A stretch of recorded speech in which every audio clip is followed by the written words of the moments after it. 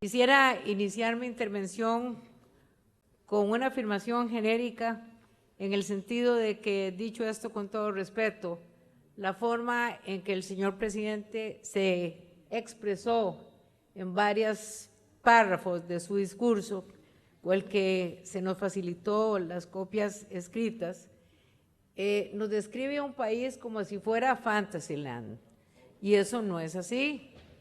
No es un lugar de fantasía, sino que Costa Rica está sufriendo grandemente y la pobreza ha aumentado, la falta de educación nos abruma con solo pensar en esos niños que no tienen esas oportunidades, la conectividad falta, en fin, hay una situación muy difícil que no tenemos ni por qué discutir porque es más que evidente que así es.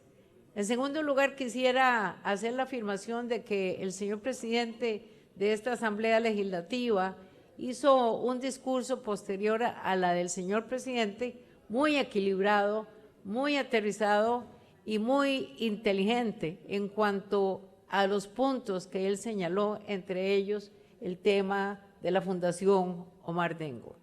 Pero el punto esencial en el cual esta diputada quiere centrarse es en el tema de la seguridad. Costa Rica ha manifestado, y eso se ha comprobado a través de las estadísticas, que el problema número uno en este país es el tema de la seguridad ciudadana y el tema del crimen organizado. Y eso es un problema que es estructural.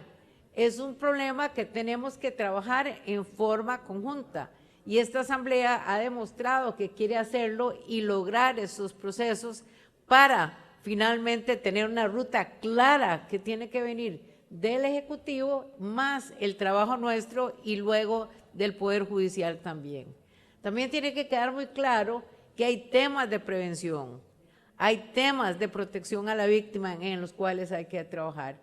Y también los informes y las propuestas que nos manda el Poder Ejecutivo, ciertamente, tal y como lo indicó don Rodrigo, nos presentaron 5 proyectos de ley, dice que resolverían problemas importantísimos para la seguridad, como extender las prisiones preventivas, impedir que jóvenes violentos queden en libertad y controlar mucho mejor la tenencia de armas. Y además agrega que un proyecto de reforma constitucional para extraditar a costarricenses involucrados en el crimen organizado. Sí quiero aclarar desde el punto de vista de la voluntad de cumplir con normativa jurídica correcta y eficaz y bien dirigida, que el trabajo tenemos que hacerlo de acuerdo con la normativa que rige en Costa Rica en una nación evidente democrática. No me gusta el ataque a la prensa, me pone nerviosa el ataque a la prensa, porque si no tenemos prensa, no tenemos democracia.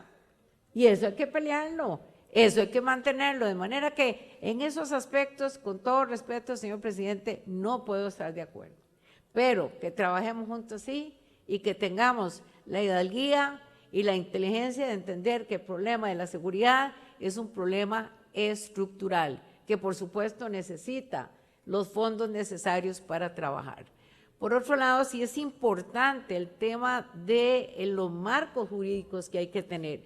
En este tema específicamente sobre ampliar las prisiones preventivas, hay un asunto que debe aclararse necesariamente. La palabra lo dice, prisión preventiva. Se asume que la persona que se le impone una medida cautelar de prisión es preventiva y tiene que tener límites. Ya en el proyecto 23090 vienen los aumentos en las penas en general y la prisión preventiva en cuanto a los plazos desde el punto de vista del procedimiento. Eso es sumamente importante conocerlo. Por otro lado, también hay que entender que la prisión preventiva supone la aplicación del principio de inocencia, es de prevención mientras se tramita el proceso, no es condenatoria, porque hay que respetar el debido proceso y eso lo dicen las normas en los artículos 191, 192 y 193, perdón, en los artículos 253, corrijo, y 254 del Código Procesal Penal. Aquí está regulado toda la prisión preventiva y en la ley, por supuesto, de crimen organizado y en la nueva ley que viene en camino que tiene que ver con el procedimiento. Eso es un punto de aclaratoria de carácter esencial. En cuanto a la extradición, tengo que indicar necesariamente lo que dice la Constitución Política. Quisiéramos extraditar a mucha gente, pero tenemos un problema bastante serio en lo que establece el artículo 31 y el artículo 32 de la Constitución Política. El 31 dice que la extradición, párrafo segundo, será regulado por la ley o por los tratados internacionales y nunca procederá en un caso de delitos políticos o conexos con ellos según la calificación costarricense. Entonces, el tipo de delito donde se comete es sumamente importante en estos casos.